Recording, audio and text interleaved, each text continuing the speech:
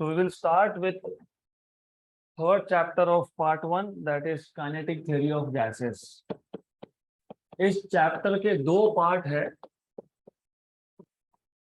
kinetic theory of gases and radiation.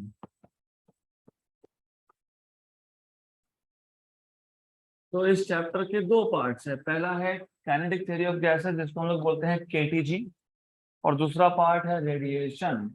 तो KTG kinetic theory of gases में we want to study everything about gases in detail, right from gas molecules का nature क्या है. Nature का मतलब ये होता है, फर्स्ट ऑफ ऑल थोड़ा सा बेसिक्स में जाएंगे, फिर मैं बताऊंगा कि what do I mean by nature of gas molecules. तो पहले पार्ट में we will study everything about gases, और उसका एप्लीकेशन होगा अगले चैप्टर में थर्मोडायनामिक्स में. दूसरा पार्ट है रेडिएशन. रेडिएशन मतलब energy emitted in the form of heat, क्योंकि energy can also be emitted in the form of light. Electromagnetic radiation भी होता है. Energy can also be emitted in the form of heat, right. तो आपको example पता भी होगा, energy emitted in the form of heat, बहुत सारे एग्जांपल्स है. सबसे प्रैक्टिकल एग्जांपल सन. तो sun is emitting energy in the form of heat, तो उसको बोलते हैं रेडिएशन. तो वो सेकेंड पार्ट होगा इस चैप्टर का, हम बाद में देखेंगे उसको.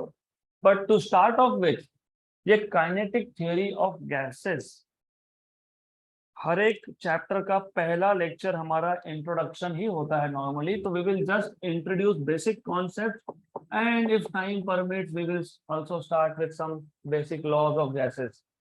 तो सबसे पहले, if you remember, there are 3 states of matter at normal temperature and pressure. मैंने इंटेंशनली बोला there are 3 states of matter at normal temperature and pressure, क्योंकि हायर टेम्परेचर पे चौथा स्टेट भी है, प्लाज्मा, और लैबोरेटरी में 5वां स्टेट भी है, बोस-आइंस्टाइन. लेकिन हमारा फोकस फिलहाल ना प्लाज्मा पे है, ना हमारा फोकस है बोस-आइंस्टाइन पे. हमारा फोकस है 3 states of matter, solids, liquids and gases. तो अगर आप अच्छे से एनालिसिस करते हो तो you must have seen 11th standard was mostly focus on solids, और सॉलिड्स का आपको इंटरनल स्ट्रक्चर अभी बहुत अच्छे से पता होगा, ये अजम्पशन है. सॉलिड्स में क्या होता है, सॉलिड्स में you have particles. Why I am saying particles, because solids can be made up of atoms और मॉलिक्यूल्स. तो एटम या फिर मॉलिक्यूल इन जनरल इसको हम बोलते हैं पार्टिकल. फॉर एग्जांपल, अगर मैं कॉपर के रॉड की बात कर रहा हूँ, तो कॉपर का रॉड, इसमें सारे के सारे एटम्स होंगे कॉपर के. अगर मैं आयन की रॉड की बात कर रहा हूँ तो सारे के सारे एटम्स होंगे आयन के, विथ सम इम्प्योरिटीज. हो सकता है थोड़ा बहुत इम्प्योरिटी भी हो, right. But mostly you will find copper atoms in a copper rod, ion atoms in a ion rod, correct. या फिर क्योंकि यहाँ पे मैं एटम की बात कर रहा हूँ, तो ये जो डॉट्स दिखाए मैंने, these are atoms. Maybe ये मॉलिक्यूल्स भी हो सकते हैं. तो इन जनरल हम इसको बोलते हैं पार्टिकल्स.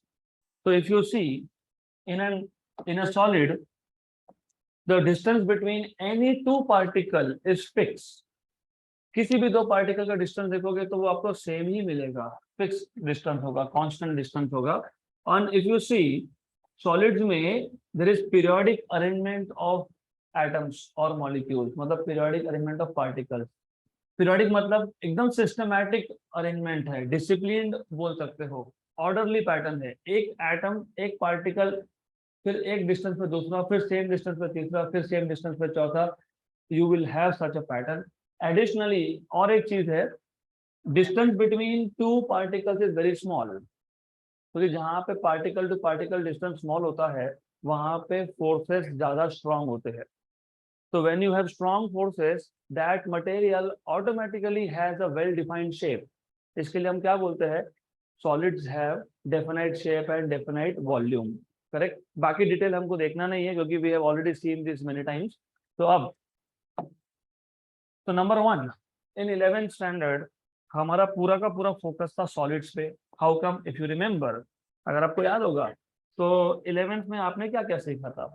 आपने 11 में एक चैप्टर था जिसका नाम था mechanical properties of solids. Mechanical properties of solids. अब what do you mean by first of all mechanical properties, उससे पहले what is the meaning of property. अगर हमको किसी भी एक मटेरियल का स्टडी करना है, material is of three forms here, solid, liquid and gases. तो जब सॉलिड का स्टडी करना होता है तो व्हाट वी डू, हम उस पे फोर्स लगा के देख सकते हैं। How does a solid behave under the action of a given force, उसको हम बोलते हैं mechanical property of solid. For example, you will find so many real life example. मेरे पास एक वायर है, definitely wire is made up of solid, ये solid का ही बना होता है, राइट। तो अगर इसमें मैं फोर्स लगाता हूँ तो क्या होगा, स्ट्रेचिंग होगा, मतलब वायर का इलोंगेशन होगा। तो लेंथ चेंज हो सकता है under the action of a force, right. Otherwise अगर आपके पास एक इरेजर है, for example I had a eraser, अभी दिखेगा नहीं, it is so small, right. तो एक इरेजर है, इसको अगर आप फोर्स लगा रहे हो तो इसका शेप चेंज हो सकता है, राइट, करेक्ट। या फिर इसका वॉल्यूम भी चेंज हो सकता है। If you press it from all direction, इसका वॉल्यूम भी चेंज होगा। तो how does a solid behave under the action of force, उसको बोलते हो मैकेनिकल प्रॉपर्टीज ऑफ सॉलिड्स। क्योंकि अगर किसी भी सब्सटेंस का स्टडी करना है तो स्टडी कैसे करेंगे, कुछ ना कुछ तो करना पड़ेगा ना उसके साथ। उस पर फोर्स लगा के देख सकते हो, okay, you can just apply force and check what happens, right. तो remember one thing, when you want to study any material, कुछ ना कुछ तो करना ही पड़ेगा। तो हमने सबसे पहले क्या किया, फोर्स लगा के देख लिया। How this solid behaves under the action of a force, इसको बोलते हो मैकेनिकल प्रॉपर्टीज ऑफ सॉलिड्स। फिर हम देखते हैं अगर वायर जैसा कुछ हुआ तो चेंज इन लेंथ। फिर हम चेंज इन लेंथ से रिलेटेड एक पैरामीटर डिफाइन करते हैं जिसको बोलते हैं यंग्स मॉड्यूलस। अगर हमने वॉल्यूम चेंज किया तो चेंज इन वॉल्यूम से रिलेटेड एक पैरामीटर डिफाइन करते हैं जिसको बोलते हैं बल्क मॉड्यूलस या फिर इलास्टिसिटी ऑफ वॉल्यूम। फिर तीसरा, जब हमने शेप चेंज किया तो उससे रिलेटेड एक पैरामीटर डिफाइन किया, मॉड्यूलस ऑफ रिजिडिटी। लेकिन सॉलिड को स्टडी करने का क्या ये एक ही तरीका था? Of course not, of course not. आप क्या कर सकते थे, आप इसका टेम्परेचर चेंज करके देख सकते थे। टेम्परेचर चेंज किया सॉलिड का तो उसका एक्सपांशन होता है, उसका लेंथ का एक्सपांशन हो सकता है, उसके वॉल्यूम का एक्सपांशन हो सकता है, उसके सरफेस का भी एक्सपांशन हो सकता है। तो that all goes under the title of thermal properties of solids. आपने 11th में thermal properties of matter detail में स्टडी किया है। Then what else you can do, you can pass current. Current pass हुआ तो गुड कंडक्टर, नहीं हुआ तो बैड कंडक्टर। तो हमने इलेक्ट्रिकल प्रॉपर्टीज का भी स्टडी किया है, तो जिसको आप बोलते हो current electricity, electrical properties of solids. Current electricity का एक पार्ट 11 में था, एक पार्ट हमने अभी अभी खत्म किया, राइट। तो जब हमको सॉलिड्स का स्टडी करना है तो this is what you can do, apply force, check how this substance behaves, mechanical properties. apply increased temperature, check what happens to the substance, thermal properties. Pass current through it, electrical properties. Good. अब जो second state of matter था, that is liquid. So 11th standard basically was completely focused on solids. थोड़ा एक दो छोटा topic छोड़ दिए तो सारा का सारा था सॉलिड्स। फिर 12th में जब आए तो दूसरा ही chapter, mechanical properties of fluids. Mechanical properties of fluid, basically a substance which can flow is a fluid. लेकिन फ्लो तो गैस भी होता है, तो जनरल नाम तो उसको फ्लूइड बोला। लेकिन अगर आपको याद होगा, हमने सब most of the topics we have studied about liquids. For example pressure measurement, pressure भी हमने मेजर किया था at some point inside a liquid. फिर हमने प्रेशर मेजरमेंट के बाद क्या देखा, सरफेस टेंशन, वो क्या था, वो भी लिक्विड का प्रॉपर्टी था। फिर हमने क्या देखा, पास्कल लॉ। फिर हमने क्या देखा, न्यूटन लॉ ऑफ विस्कोसिटी। फिर हमने क्या देखा, स्टोक्स लॉ। फिर हमने क्या देखा, रिमेंबर बर्नौलीज इक्वेशन, जिसमें लिक्विड फ्लो होता है, equation of continuity, etcetera etcetera. तो जो सेकेंड चैप्टर था आपका 12th का second chapter, it was focused on liquid. By the way, solid और लिक्विड में जनरल डिफरेंस क्या है?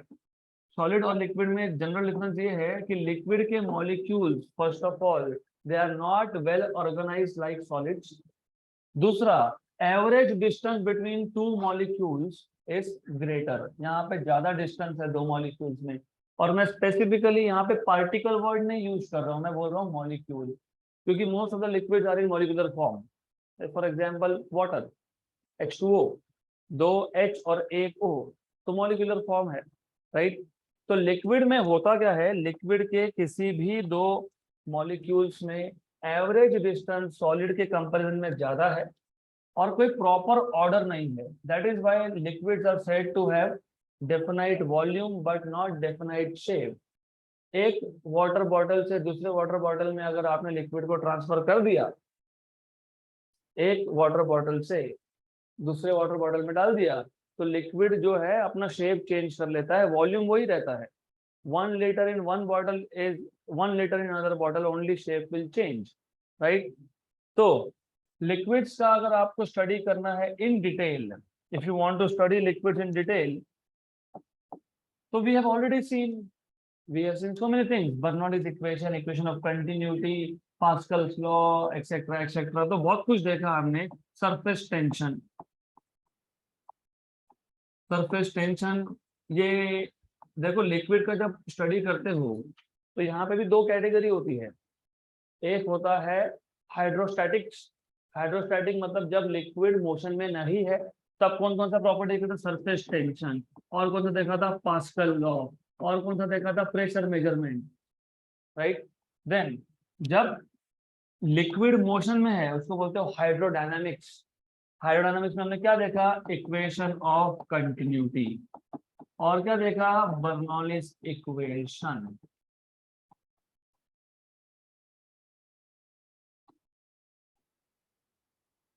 Correct, right.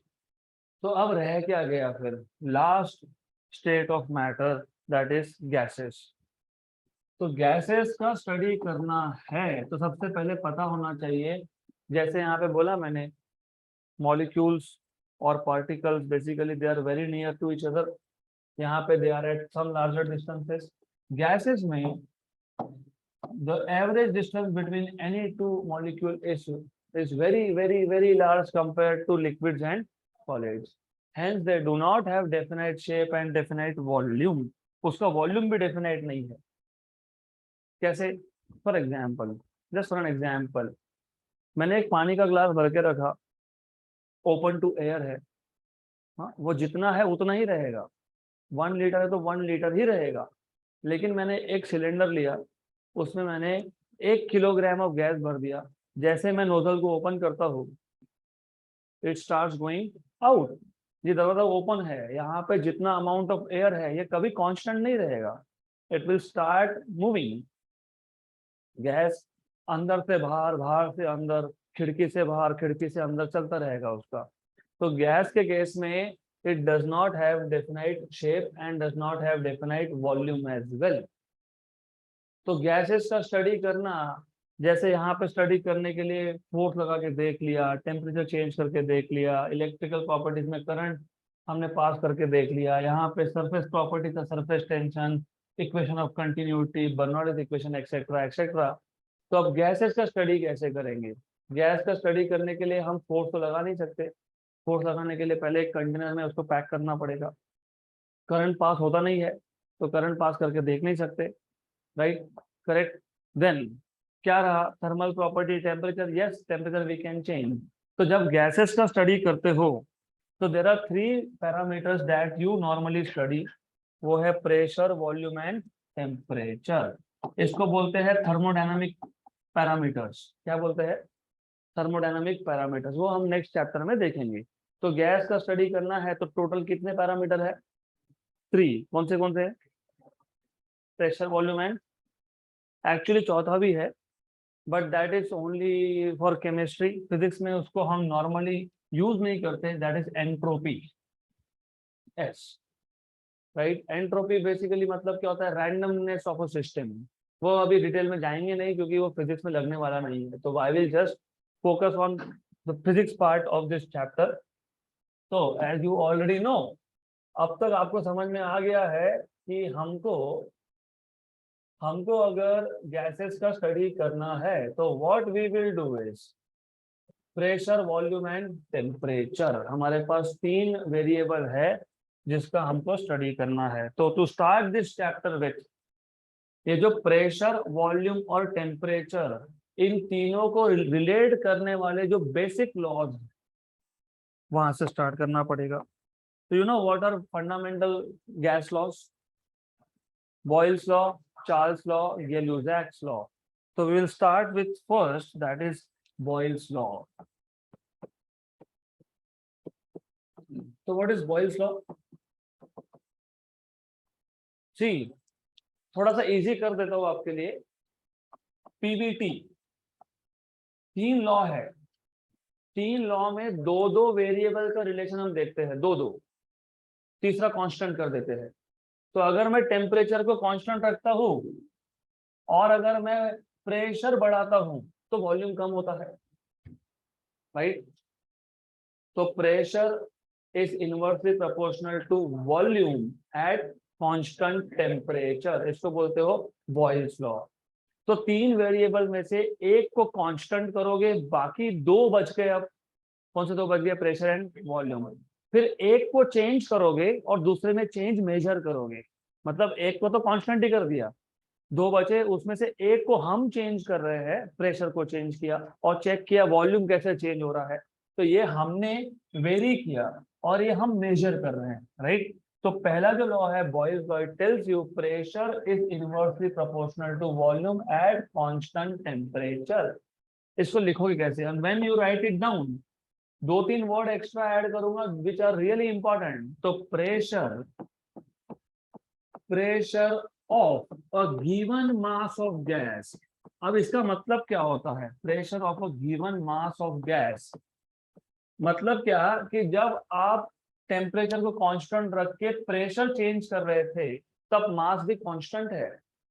मास आपने पहले से ही गिवन मतलब सर्टेन मास लेके रखा है, 1 केजी तो 1 केजी, राइट? जब मैं प्रेशर चेंज कर रहा हूं तो मास भी कांस्टेंट है। ऐसा नहीं हो सकता कि आप प्रेशर चेंज कर रहे हो मास भी ऐड करते जा रहे हो, राइट? क्योंकि अगर आप मास ऐड करते गए तो वॉल्यूम बढ़ने लगेगा। क्योंकि मेरे पास एक कंटेनर था जिसमें 1 किलोग्राम गैस था फॉर एग्जाम्पल, मैंने टेम्परेचर फिक्स कर दिया, अब मैं प्रेशर को चेंज कर रहा हूं तो वॉल्यूम क्या होगा? कम होगा। लेकिन मैं अगर मास ऐड करते गया तो वॉल्यूम बढ़ेगा, राइट? तो ये वर्ड इंपॉर्टेंट है कि जब आप प्रेशर को चेंज कर रहे हो तो आपने मास को कांस्टेंट रखा है। इसके लिए क्या बोला मैंने? Pressure of a given mass of gas, मतलब पहले फिक्स्ड मास ले लो, 1 किलो, 2 किलो, 5 किलो, 10 किलो, जो लेना होगा वो ले लो। तो pressure of a given mass of gas is inversely proportional to volume occupied by the gas, to the volume occupied by the gas,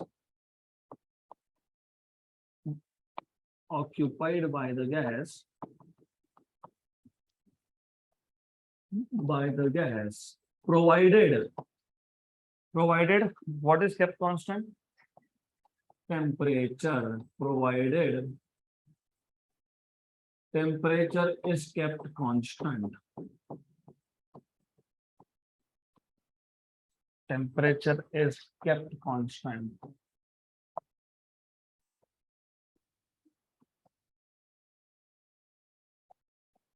Therefore, pressure P is inversely proportional to V at T equal to constant, right? Therefore, P equal to some constant K upon V. Therefore, PV equal to some constant K.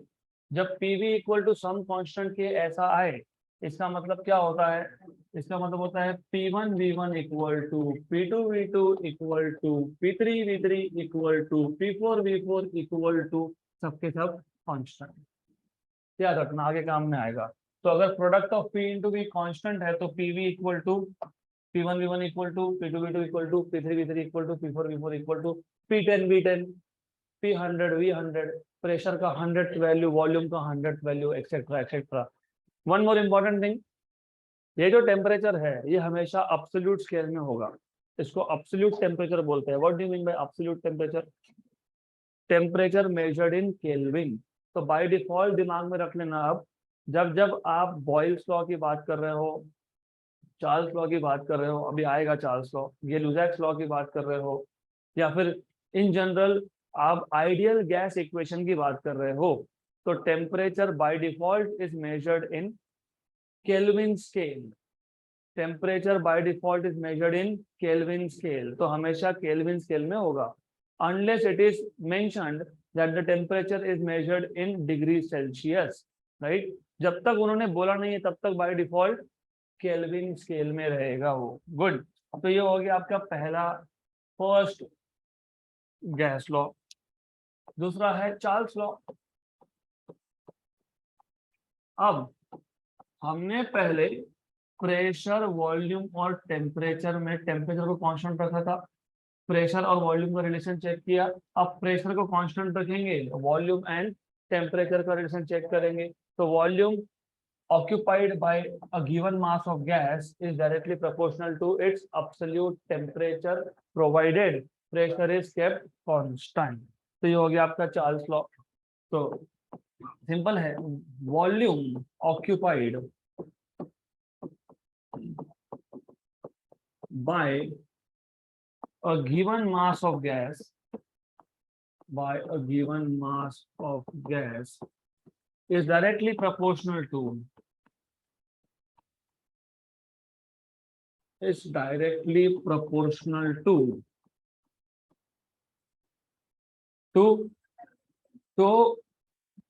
absolute temperature, not to temperature but to absolute temperature provided, what is kept constant? Pressure provided, मतलब under the condition pressure is kept constant।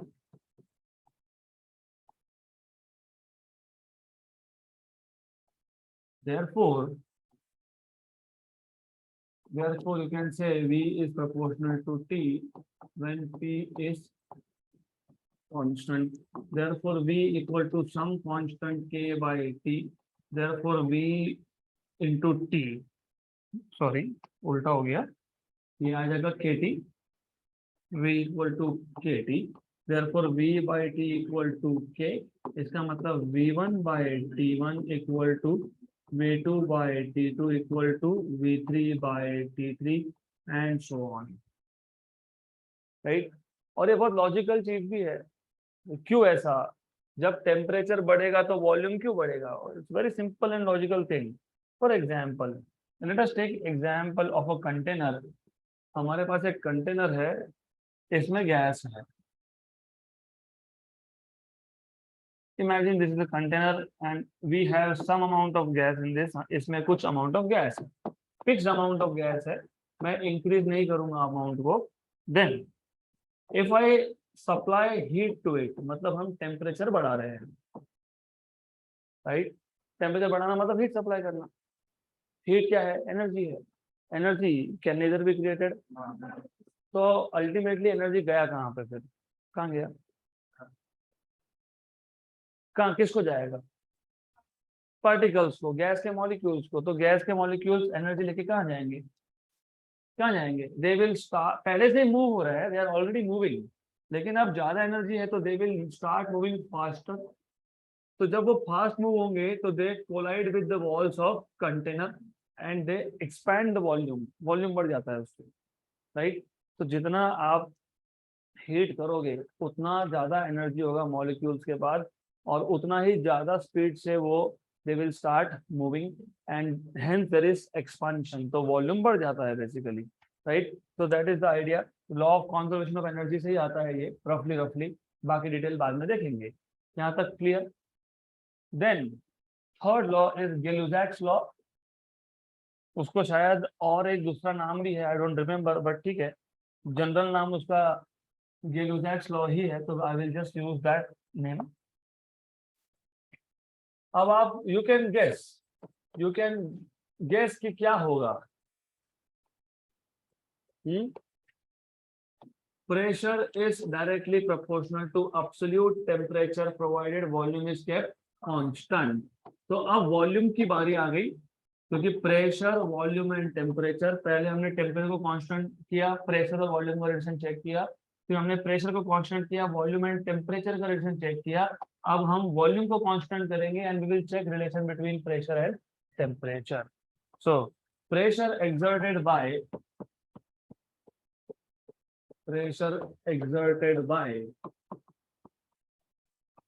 a given mass of gas,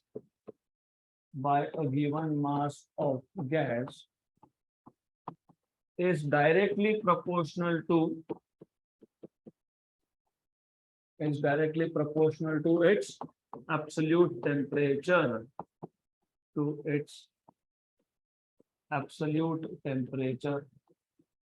provided volume is kept constant.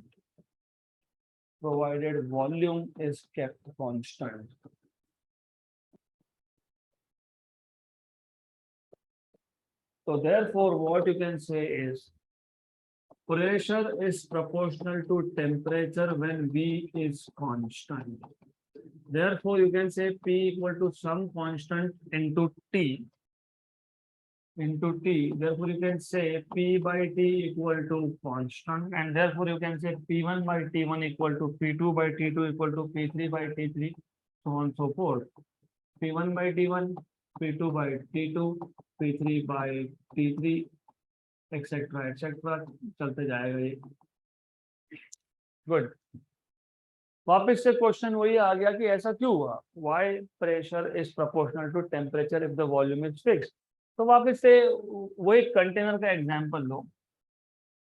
अब पिछले case में जो मैंने example आपको दिया था उसमें थोड़ा सा मैं चेंज करके बताता हूँ आपको, so that you have a better understanding. Suppose हमारे पास एक कंटेनर था. पिछला केस क्या था, volume is proportional to temperature at constant pressure. तो हमारे पास एक कंटेनर है जिसमें एक मूविंग पिस्टन है, इसके अंदर था गैस.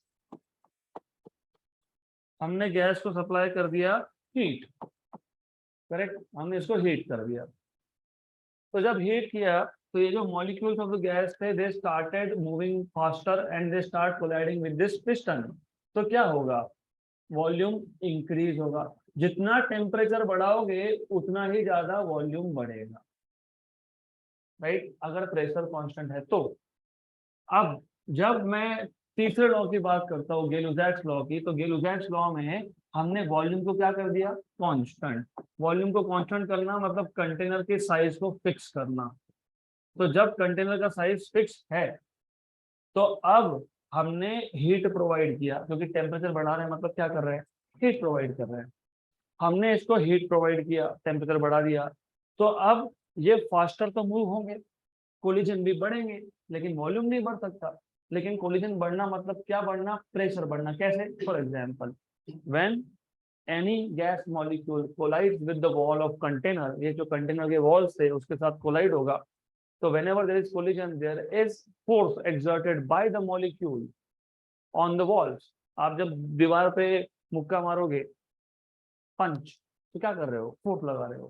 किस पे फोर्स लगा रहे हो, वॉल पे. तो यहाँ पे क्या हो रहा है, फिर वही हो रहा है. when these molecules are moving faster they are colliding with walls, right. मतलब walls पे वो क्या लगा रहे हैं, force. what is force upon area, pressure. Temperature बढ़ेगा तो फोर्स बढ़ेगा, एरिया तो कांस्टेंट है, फोर्स बढ़ेगा तो क्या बढ़ेगा, प्रेशर. तो pressure is proportional to temperature. जितना ज्यादा टेम्परेचर उतना ज्यादा प्रेशर एक्सर्टेड बाय गैस. इसके लिए मैंने स्टार्ट ही वहां से किया.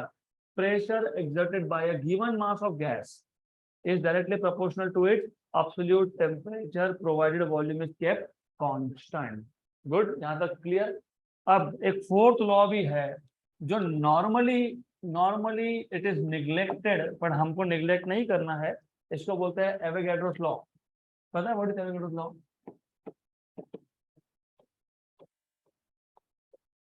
पता है? Do you remember 11th standard का पहला चैप्टर यूनिट्स एंड मेजरमेंट, उसमें हमने एसआई सिस्टम ऑफ यूनिट देखा था। एसआई सिस्टम ऑफ यूनिट में 7 फंडामेंटल क्वांटिटीज थे। Do you remember 7 fundamental quantities? Length, mass, time, temperature, electric current, luminous intensity and amount of substance, number of moles, right? तो Avogadro law तो सबसे easy है, ये आपको बताता है the volume occupied by the gas is proportional to number of moles.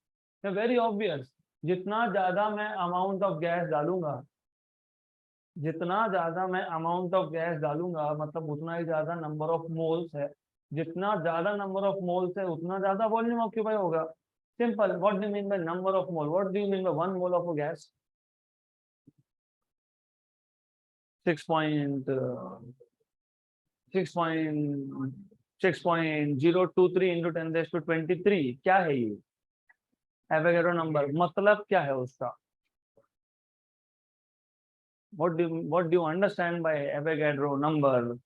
क्या मतलब क्या है उसका? बस एवोगैड्रो नंबर है, हाँ है, फिर उसका मतलब क्या है? What is the 1 mole of, what is the meaning of 1 mole of gas? What do you mean bye 1 mole of gas? 1 मोल मतलब 1 मोल। हाँ, 1 मोल मतलब 1 मोल, ठीक है, बट व्हाट इज 1 मोल? देखो, बेसिक्स क्लियर कर लो। The idea here is, problem कहाँ है? प्रॉब्लम यह है कि मैं अगर किराना दुकान पे जाता हूँ, मैं बोलता हूँ 1 किलोग्राम शक्कर दे दो, 1 किलोग्राम नमक दे दो, तो आप मास मेजर कर सकते हो दोनों का। वो रखेगा डिजिटल या फिर वो वेइंग बैलेंस में और 1-1 किलो मेजर करके दे देगा। But when you talk about gases, gases में यू कैनॉट मेजर डायरेक्टली मास, कर ही नहीं सकते। गैस को, गैस में they don't have definite volume, और तो कैसे मेजर करोगे? You cannot measure. तो इस केस में हम क्या मेजर करते हैं? मोल्स। अब मोल्स मतलब क्या? मोल्स मतलब, फॉर एग्जाम्पल, मेरे पास 2 अलग अलग गैसेस है। See, remember this, you have to understand this very well. 2 अलग अलग गैसेस है, लेकिन दोनों अलग अलग गैसेस में सेम नंबर ऑफ मॉलिक्यूल्स है। ये एक गैस है, ये दूसरा गैस है। हो सकता है जो दूसरा गैस है वो थोड़ा सा मैसिव है। मैसिव मतलब, for example, you know hydrogen gas is H2, you know oxygen gas is O2। तो किसका मास ज्यादा? O2 का। Excellent, right, correct. हो सकता है एक ऑक्सीजन गैस है, एक हाइड्रोजन गैस है, दोनों में इक्वल नंबर ऑफ मॉलिक्यूल्स है। अगर दोनों में 6.023 इंटू 10⁻23 मॉलिक्यूल्स हुए, तो दोनों को ही मैं बोलूंगा 1 मोल ऑफ गैस। लेकिन दोनों का मास सेम नहीं है, ऑफ कोर्स इसका मास ज्यादा है, राइट, करेक्ट। तो गैस के केस में हम मास नहीं मेजर करते, हम मेजर करते हैं नंबर ऑफ मॉलिक्यूल्स, राइट। तो amount of gas containing Avogadro number of atoms or molecules is called as 1 mole of gas. So 1 mole of gas is that amount of gas which contains 6.023 into 10⁻23 atoms or molecules. Atoms क्योंकि gas atomic भी हो सकता है, वो बाद में देखोगे। You also have atomic gases. Helium gas is atomic gas because helium is inert. Argon gas is atomic gas क्योंकि argon is inert, उसका मॉलिक्यूल बनता ही नहीं है। Hydrogen, oxygen, carbon dioxide, carbon monoxide, methane, ये सारे के सारे कौन है? मॉलिक्यूलर गैसेस हैं। तो एक गैस में अगर एवोगैड्रो नंबर ऑफ मॉलिक्यूल्स या एटम्स में, उसको क्या बोलोगे? 1 मोल ऑफ गैस। दोनों में एक एक मोल है, लेकिन दोनों का मास सेम नहीं है। It is just like sugar और सॉल्ट, दोनों एक एक किलोग्राम है, लेकिन दोनों में इक्वल नंबर ऑफ पार्टिकल्स नहीं है। शुगर का पार्टिकल बड़ा होता है, सॉल्ट का पार्टिकल छोटा होता है, right. It is similar concept. तो एवोगैड्रोस लॉ के हिसाब से volume occupied by gas is directly proportional to number of moles of gas. तो volume occupied by a gas is directly proportional